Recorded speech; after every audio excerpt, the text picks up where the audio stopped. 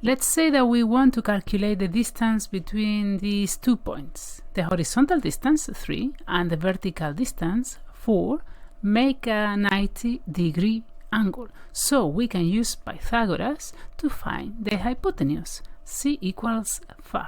This approach works even if the points are on different quadrants. For example, to calculate the distance between the point -2, 4 and the point 5, -2, we find the short sides, 7 and 6, and the square root of 85 is approximately 9.22 units. In general, to calculate the distance, we find the short sides and use Pythagoras.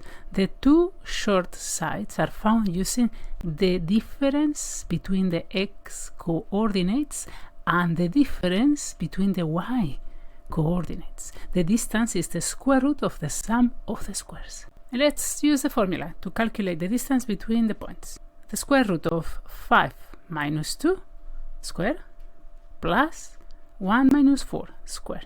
This is approximately 4.24 units. The square root of -5 minus -2 square plus -a minus 6 square. This is approximately 14.3 units.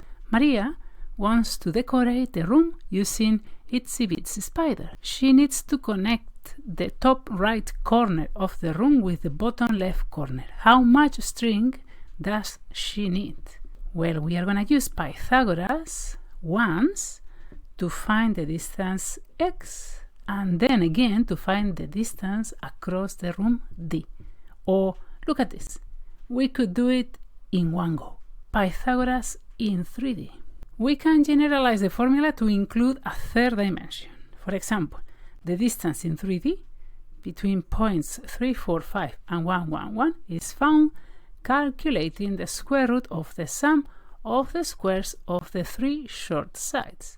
The square root of 29 is approximately 5.39. In our next video, we will use Pythagoras in 3D to calculate the height of a pyramid and estimate the volume inside. Stay tuned. Want more practice? Access full courses, quizzes, and worksheets in the link below. Happy learning!